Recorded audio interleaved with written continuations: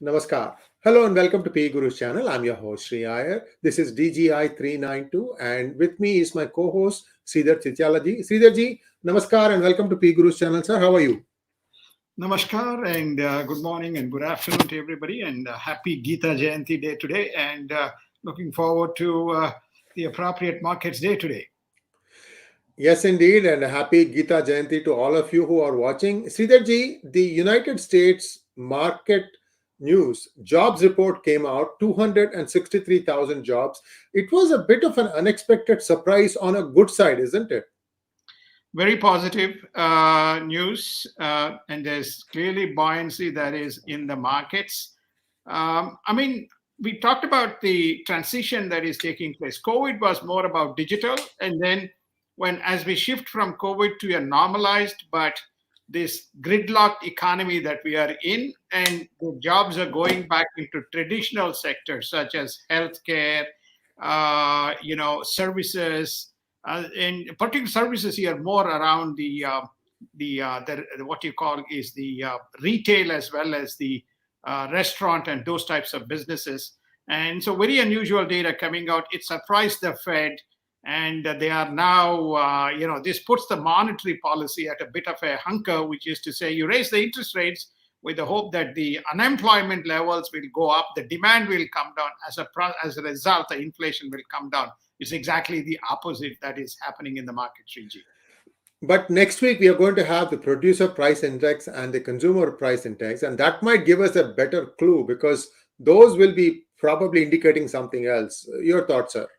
I think that there are trend lines that show the inflation is coming down. There's no doubt, but whether it is a temporary or whether you may see some other trigger, will soon come to know. On Thursday, DGI, we shared three important data elements: the reduction in the gas prices relative to where we were in February. We also showed some other data relating to oil, which we'll cover in a minute. But the fact is that all helped in reducing the inflation. But there is a new threat looming in the horizon. So therefore, there is a bit of an uncertainty as we step into 2023, Sriji. Sridharji, the EU has agreed. The EU has reached an agreement with Russia to cap the price at $60 a barrel of crude. The Russian oil, does it come close to the WTI or the Brent, sir? The Russian oil comes below both those because they are discounting and giving it to people like India, and they are giving it to people like China and some other players. So they are getting fairly discounted prices. So the question, therefore, is this is the reason why that they want Russian supplies to come mainstream but not operate off stream. By operating off stream, then basically you are not able to get mainstream the supplies. At the same time, you are not able to thwart these whole sanctions that you are trying to impose. So the sanctions failed, okay, and so they're trying to bring mainstream at $60. Russia is saying to hell with it because it's not economically competitive. So what is going to happen will unfold in the next couple of weeks. Sridharji, what does it mean for me? I still drive a petrol-driven car, and if I pull up to the pump, will that price reflect it? Like right now, it's $4.75 a gallon today, sir. No, we go back to the base prices. The market price is still for the Brent is around $90 or 88 to 90. The WTI crude is somewhere close to $80, right? So we were below 80. We just have got inched past 80. So that is the futures today for conventional oil supplies that is coming from OPEC.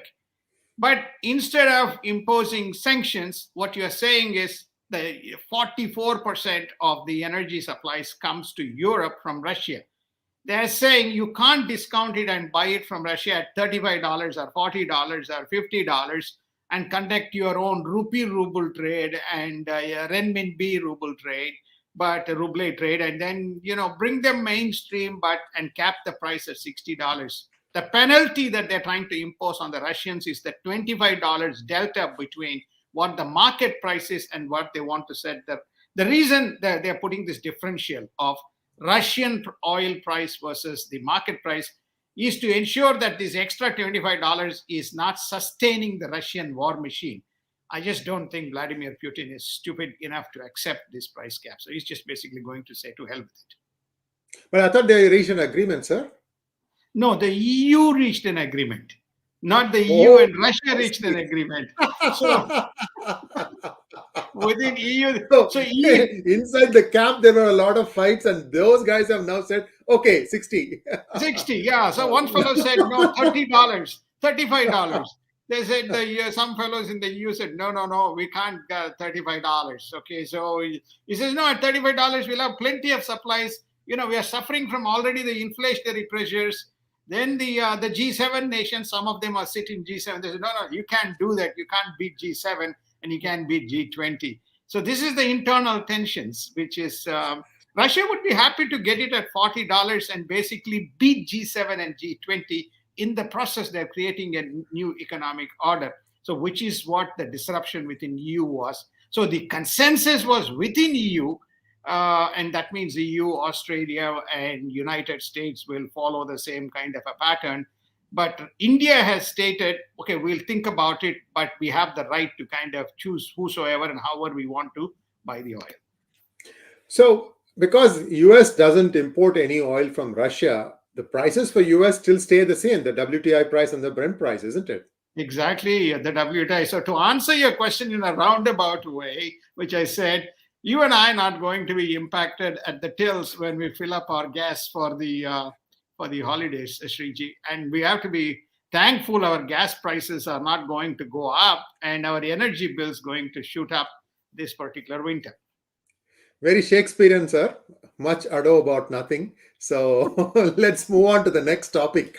I just wanted to, see, so this is one side. So EU has agreed that they will ask for $60 a barrel from Russia. Now, OPEC is getting a little itchy. They want to reduce production, which means they want to raise the price.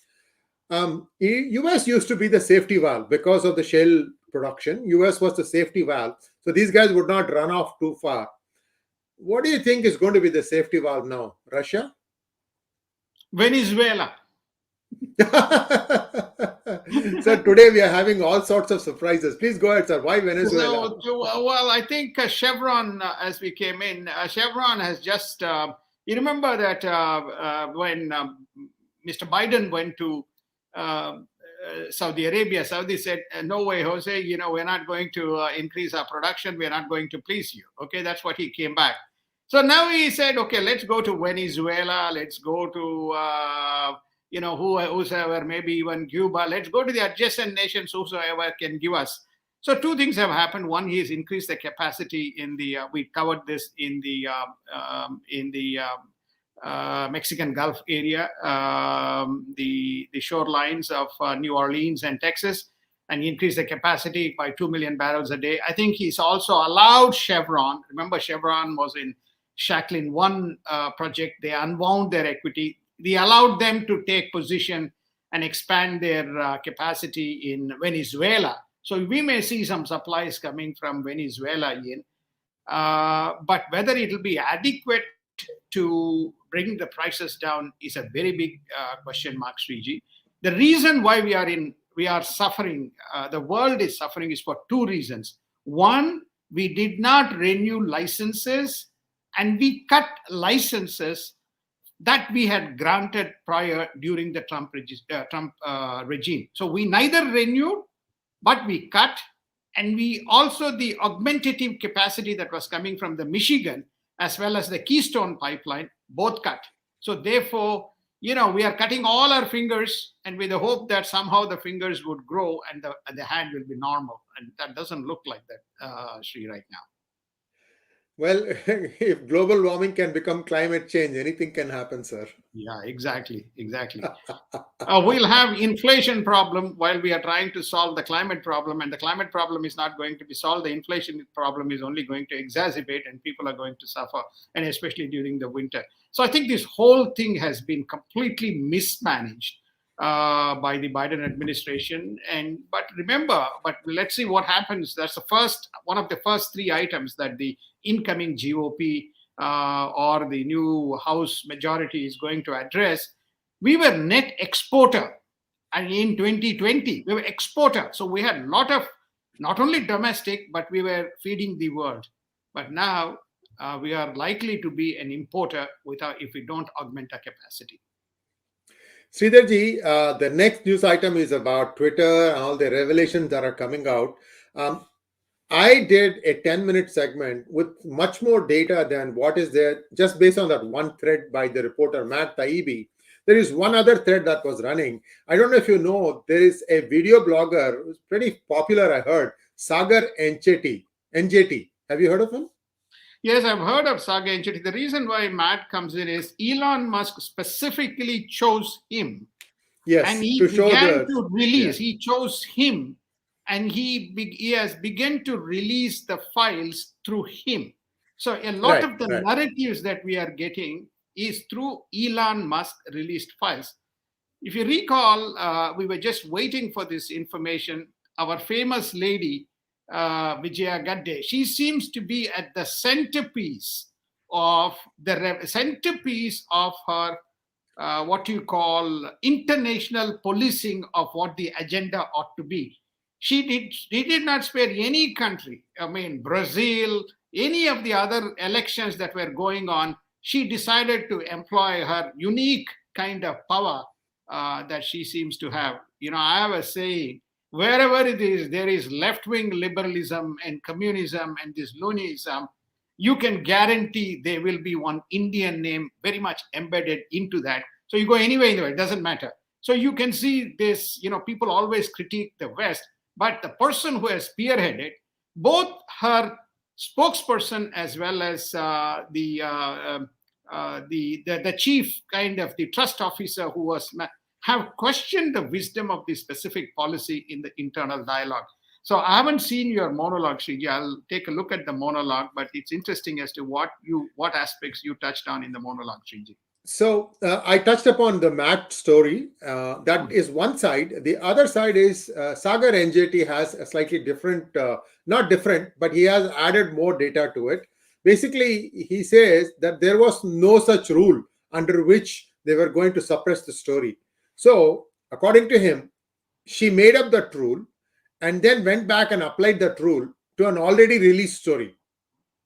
And then Jack, who is vacationing in Indonesia, comes to know of it a few hours later, and he says, no, we are going back. And then he changes the rule, and she herself releases a new rule also. Now, the first rule that she had said, that one, Matt got it from the archives, which means most likely Twitter deleted it. Everywhere they had put it, sanitized it. They tried to kind of clean it. That's a problem. Now, the challenge is, if even after they reversed the rule or whatever, the New York Post thing was still banned. I don't think they allowed it right away. It took a couple of days before Twitter came back and said, okay, isn't it so? When did the story come out?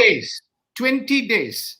No, 20. So it was after the election then. It was after the election. The New York Post was banned on Twitter. So there's no way you can get any access to the New York Times data. 20 days, New York Post data. New York Post, yeah. New York Post data.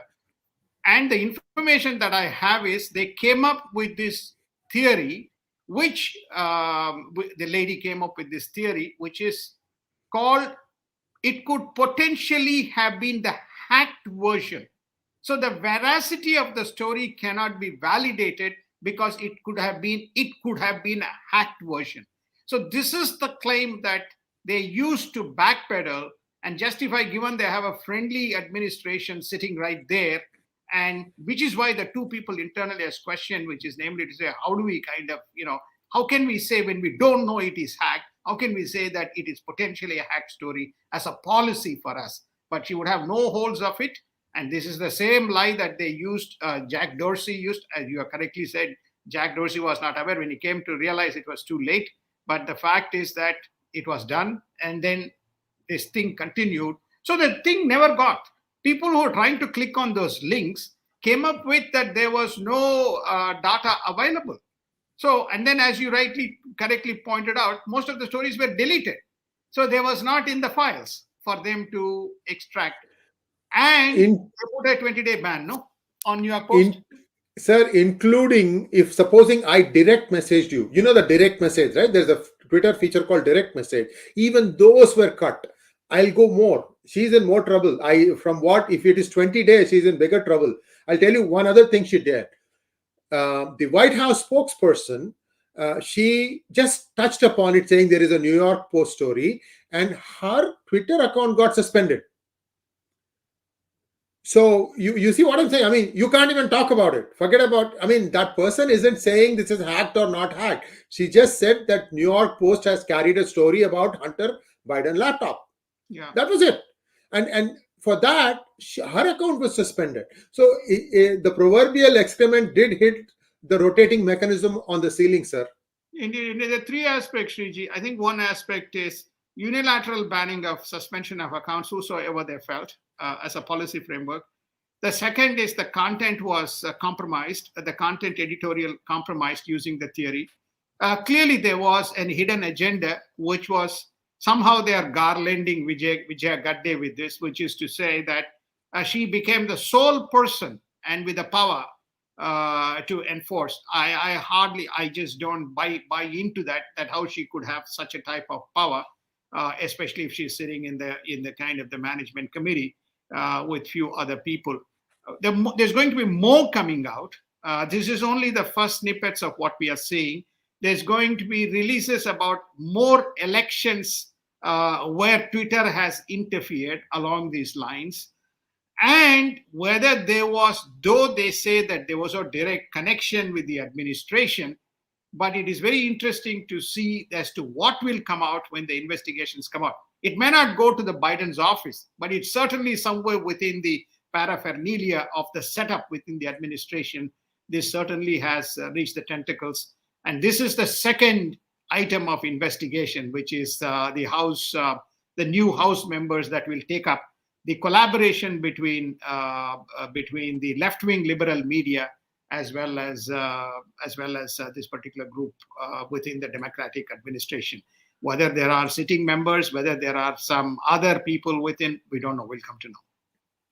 And clearly, the buck stops with Jack, who was the CEO at that point of time. I mean, he can say that I didn't know, but really, you are the one who's signing off the document. Exactly. So the onus is on him also. So he's also in some serious trouble here. So, sir, let's wait and watch. And viewers, we are going to be at the forefront of giving you all this information because I think Twitter unfairly affected a lot of the people in India in a way that probably was not very good. So I think India bore more brunt than US, in my opinion. Let's go to the next line item. Sridharji, this IRS report that IRS watchdog has said that it found no evidence to the New York Times report that President Trump ordered audits of the former FBI chiefs James Comey and Andrew McCabe. These two served under Trump, didn't they?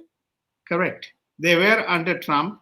And basically, there was New York Times story, which is to say that because they were little renegades. One of the Trump challenges was he chose a lot of people, who were at least trying to turn against him. And the New York Times published that to put them down or to compromise, he ordered the internal audit against this. And actually, the independent audit finds that there is no such evidence to that to the report that New York Times has published. Now, this is just to wrap up before we go to the next. What we are seeing Twitter is only the tip of the iceberg. This is not just only Twitter. There is a broad coalition of left-wing media that includes social platforms like Facebook, probably Pinterest, etc., Instagram, etc., and then your traditional digital and print media like New York Times and CNN and so on. There's a broad collusion in terms of either misrepresenting the facts or claiming ignorance or claiming error after doing enough damage. So it's a consistent pattern. And I think in the digital and print media, probably New York Times is going to be another one, which is going to be at the forefront of the broad investigation on the media collaboration in misrepresenting and misinforming and misguiding the public. Election is only one, Sriji. This is a bigger Yes. story. Absolutely. And viewers, if you want to know more about James Comey and why the Trump administration fired him, look up on YouTube Steve Bannon's stories, because he was still the strategic person inside the White House at that point of time. Something really nasty happened. Please do take a look at that if you want to know a little bit more about why the FBI director got fired. Now, let's take a look at the next line item. As the chair of G7 nations for the year 2023, Japan must be central to the reconstruction of Japan, says European Bank for Reconstruction and Development. Sridharji, I'm trying to understand this. Ukraine. It's not Japan. It's Ukraine. It's Ukraine. Oh, okay. Now I understand. So, sir, please go ahead, sir. No, I think the basically there's a three set of stories. They are not going to let Ukraine kind of off the radar. It seems like they're hell-bent on pouring billions and billions of dollars, which only encourages Ukraine not to come to the negotiating table for some kind of a resolution. So what we are witnessing is, now, Japan, you are the head of the G7, so you should be the centerpiece of leading these efforts from a G7 point of view, says the European Bank for Reconstruction and Development, because that would be the routing arm of diverting the funds, whether when it is coming from G7 countries or EU countries, in pouring that money into Ukraine. So what does that mean? Mr. Zelensky says, I'm not going to negotiate. I'll continue to fight because they're going to put close to $500 billion to rebuild my country. So this is why the war has no end. It continues, Sriji.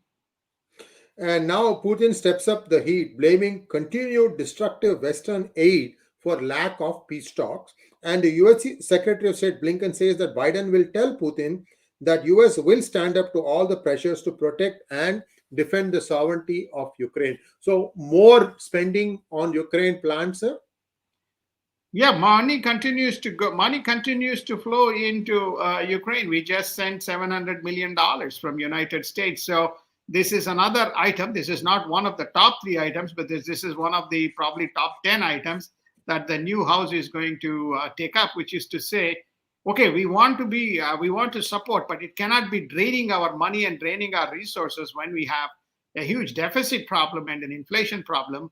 And we have to bring the parties to the table to bring this war to an end. Otherwise, this is nonsensical, and I think that's what is going on. I don't know why Biden is not willing to talk to Putin and say, look, let's kind of sit down and decide. Certain things are not going to be possible. Let's agree on what are 2-3 things that will be possible that we can agree on. We move forward, and one of them could be to give him some price premium on his energy or oil, or make him a preferred supplier. To augment, then that means he continues to build economic reserves. I don't know why they're not doing, but they're continuing to say, drain the resources and make this guy fight. There's no win, there's no loss. It's just continued drain of resources of both the nations. Sridharji, Britain, Canada, they're all jumping in to aid Taiwan now, and China is jumping up and down. So slowly but steadily, it's not just the Quad. Many other countries are also joining this. I wouldn't say there's a named coalition, but everybody is now saying we will help Taiwan. Honestly, do you think that China is going to invade Taiwan given all the unrest that is happening inside? We will do one of the DGI sessions. As a delegation, we'll be visiting and we'll be broadcasting from Taipei. Why we alone should not be having a delegation visiting Taiwan, Sriji? Australia is going, everybody is going to, Australian Prime Minister says, we are backbenchers are going, not the government that is going. So we'll also go and do exercise. Exercise our sympathy and say we are a delegation coming down. To your point, is China going to invade? According to some pictures, I don't know. Everything is corroborative and very difficult to quantify. You probably know There is a war machine that is being set in motion and preparation. And we covered that as a story, which is in coordination with Russia, both on the northern and the southern side. That is, it's not just restricted to East China Sea. It is also to the Sea of Japan. So I think that particular, what you call area, if it is not today, it is not tomorrow, it is going to happen in near future, unless there is a very major setback for Mr. Xi Jinping within his inshores. And I'm sure you probably are aware things are not very quiet in China right now. Yes, indeed, sir. Excuse me for my cough. Remittances into India cross 100 billion for the first time. And this is something really special, sir. I mean, it used to be around 80 billion for a few years. The sudden jump to 100 billion, is this because of the new industry that India has founded? No, it's bang for the buck. When you are getting $1, you are getting 65 rupees.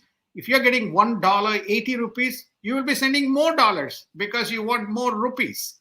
So I think that there are, jokes aside, there are three essential reasons. One, first and foremost, there's more expats now working overseas from India. That's number one reason. Their tentacles have extended now. That's number one. Number two is that people have been confined. There's no holiday travel. There is nothing. So there is a lot of disposable savings, which is also being sent. And three, I think that they're also leveraging the rates that is favorable, which I mentioned to you. Once upon a time, I actually used to do a report for World Bank. This is going back to between 2002, 2003 to 2010. Those days, we were predicting remittances to be about $1 trillion.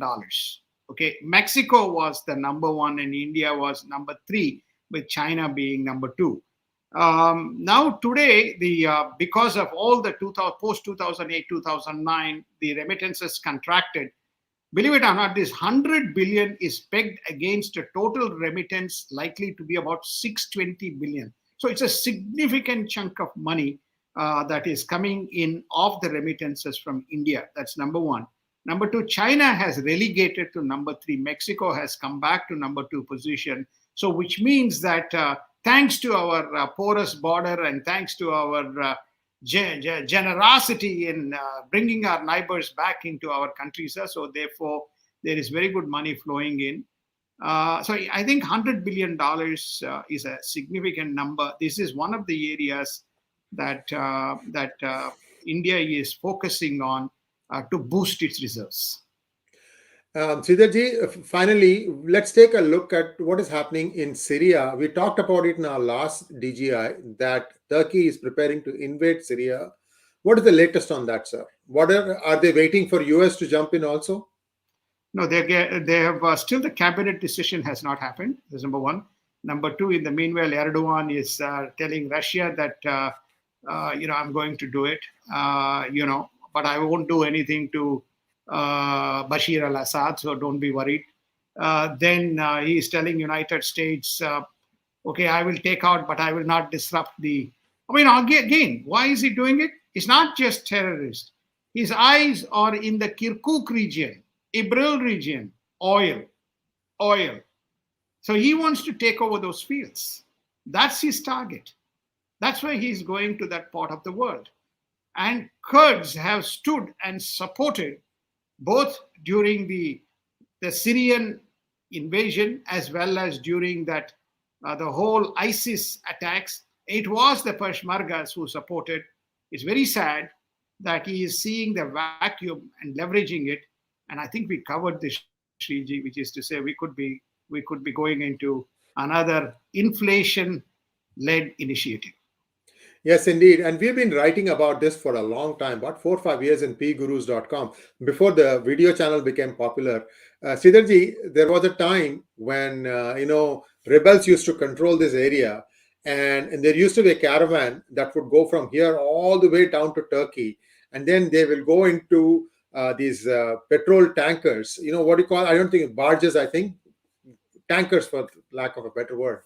Now, what is supposed to happen is any tanker in high seas they're supposed to have a transponder that keeps emitting their position. This is just to make sure that if there's any mishap, that the world can respond. They used to turn off the transponder, and they'll have these small boats and then siphon off crude from there. That's how they were selling, sir. And Yes, all this network, guess who was the guy who was getting all the money? Erdogan's son. yes, Erdogan. It was Erdogan's son who collaborated with Mr. Bakatiar in Yeah. the drones as well. So therefore, so why not? I think that this family ecosystem is not restricted to certain one nation. It seems to be spreading to the other nations.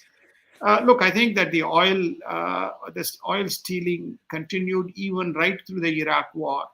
And then Yes. after the partition into between Kurdistan and Kurdistan region and this region, it continued to happen. Remember the Kurdistan, that oil rigs and oil things was controlled by that was when still the United States was in control. Khalil Azad was the head of that refining and that capacity to make sure that everything was in order. So look at this oil business or the energy business is a very interesting game of what you call persuasive collaboration that happens. As you rightly said, that a lot of things get stolen in the high seas, lots of the things are stolen in the mid seas, lots of the things are stolen in the oil tankers. The whole what you call the ISIS war was funded by the oil stolen. Yes. Uh, Yes. Yes. was Yes. stolen, were funded by the oil stolen. So it's very, very interesting. On that, on this note, just one more thing to the feather to the cap is, I'm told now the news is coming out that the the stadiums in Qatar was actually the construction was subcontract to Taliban when the discussions between the US and Taliban and the The other Afghan government. like Yeah. forces were going on. So they made good chunk of profit and began to build cash reserves with the work subcontracted by the Qataris. So there are no surprises, Sriji.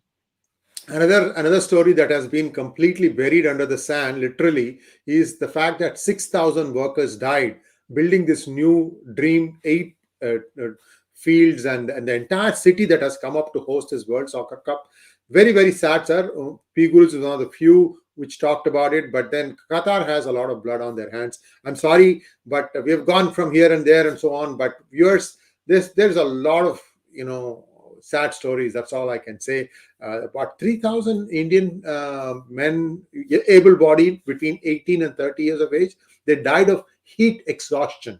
That was how they died, and very, very sad what happened. And for some reason, Indian consulate never really took Qatar to task, because the others were all smaller. There was Pakistani people, there were Bangladeshi people, there were Nepalis, but half of them were Indians. Anyway, sad, but thank you so much, Sridharji. And viewers will be back on Tuesday, bright and early again. And please like, share, and subscribe to our channel. And don't forget to click on the bell button for notifications. Namaskar. Thank you. Have a wonderful Sunday.